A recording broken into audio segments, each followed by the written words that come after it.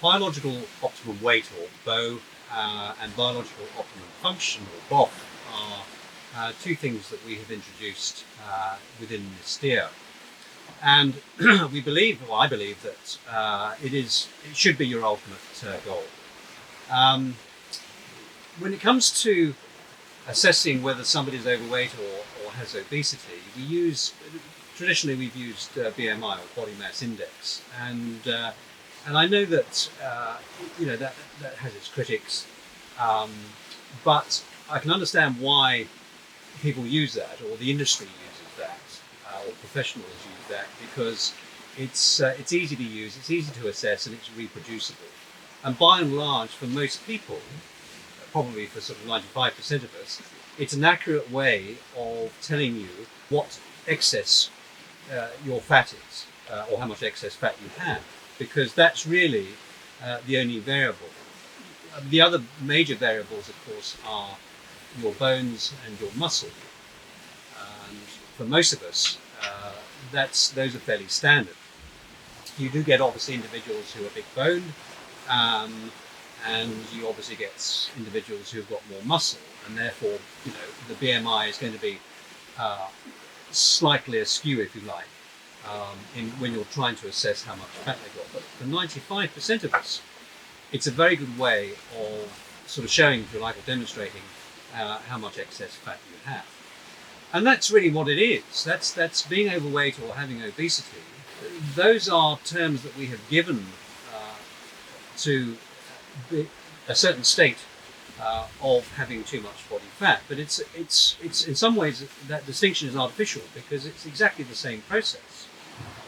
It's the body's ability to store its excess fat. That's exactly what's happening, and it does that, of course, for a rainy day when the food runs out. But of course, in a place like Europe or America, or where we are in Australia, the food's never going to run out. So you actually don't need that. You don't need that facility, the ability to store excess fat. But of course, we have evolved over hundreds of thousands of years, and that process still exists. Instead of calling it being overweight, which of course is having a BMI of greater than 25, and having obesity, which is having a BMI of greater than 30, I just don't think tells the true story. I just think, why not call it what it is, which is excess adiposity, or having too much fat. So does it really matter if you have too much fat, or more fat than you need for survival? And we'll come on to what I think is the ideal, and that is, of course, BO and BOF. Well, I think the answer is yes, because there are two things to take into consideration. Firstly, how you look, but more importantly, how you function. Now, it doesn't really matter to me how you look.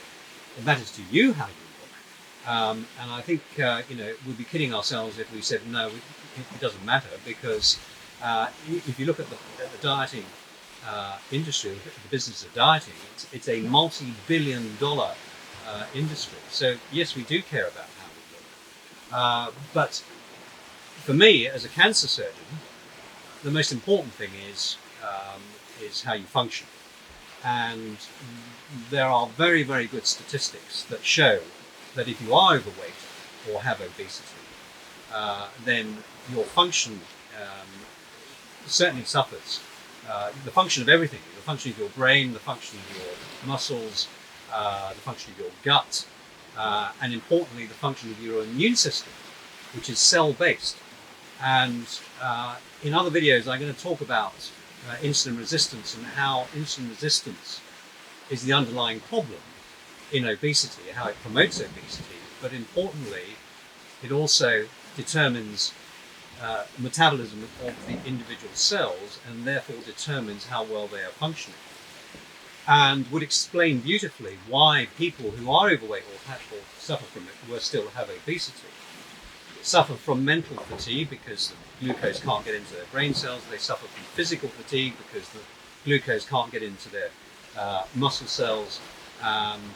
They suffer from poor digestion because the glucose can't get into their gut cells, and most importantly, it can't get into your immune cells, which would explain beautifully why we are at significantly increased risk of serious disease. When I talk about serious disease, I'm talking about 12 different types of cancer, including the common ones, breast, bowel and prostate, but also things like heart attacks, strokes, Alzheimer's disease, diabetes, the list goes on.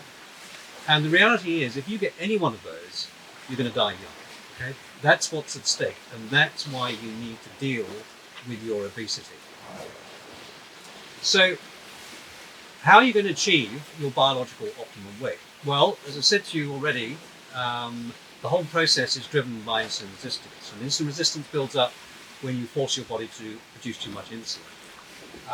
So, what you've really got to do to get rid of the fat, you first of all got to get rid of the insulin resistance, and the only way to do that is to get rid of insulin, and that is why I believe that intermittent fasting is the only sustainable method of dealing with your obesity, because that gets rid of insulin for a significant part of the day. When I talk about intermittent fasting, I'm talking about doing all of your eating in 6 hours, doing an 18-hour fast, because that ensures that your insulin is down at 0 for 18 hours of the day. That removes your insulin resistance. You have full insulin sensitivity. That allows the glucose back into your cells to function optimally. Importantly, it will put you into an energy deficit at the expense of calories out, not calories in. Okay, because we know that if you reduce your calories in, which is the calorie-restricted diet, we know that the body shuts down. Okay, and therefore your body will shut down to meet the calorie intake, and that's why you reach that plateau, and you lose a certain amount of weight, and then you plateau. What you need to do is put yourself into an energy deficit at the expense of calories out, and as I say, you do that by removing insulin resistance, allows the glucose back into your cells. Your cells, they boost their metabolism.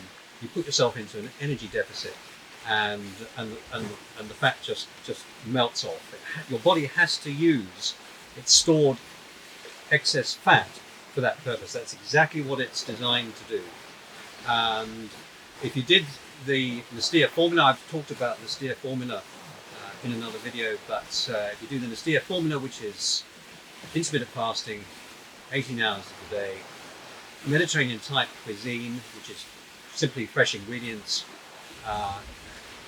reducing totally or eliminating totally refined carbohydrate, and 30 minutes of cardiovascular exercise every day. If you do that every day for the rest of your life, you will automatically you will lose 1 kilogram a week, and you will automatically descend to your biological optimum weight.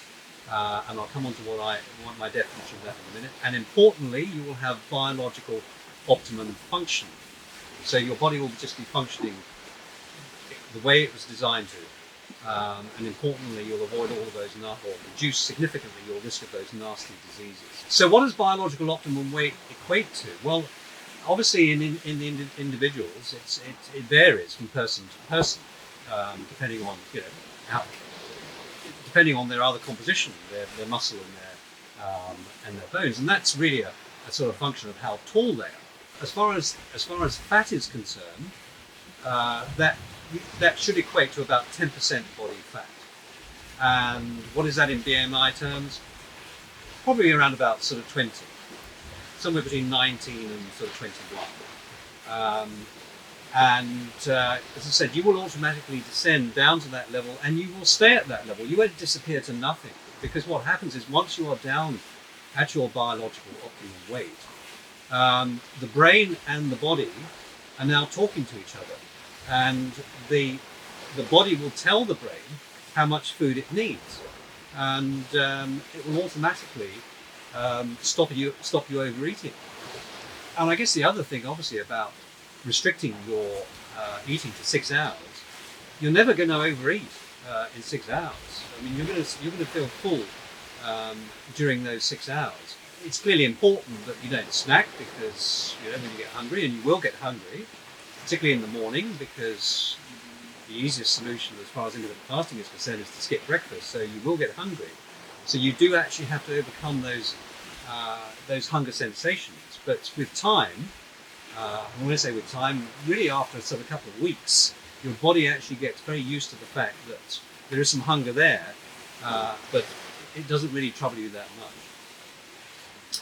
So biological optimum weight equates to a percentage of body fat of 20%, a BMI of 20, but as I say, you don't need to measure those two things. You can stop putting yourself on the scale. That's the wonderful thing about intermittent fasting and being at your biological optimum weight. You just sit there, and importantly, you'll have biological optimum function, you'll have maximal insulin sensitivity, and the best thing is you just feel fantastic.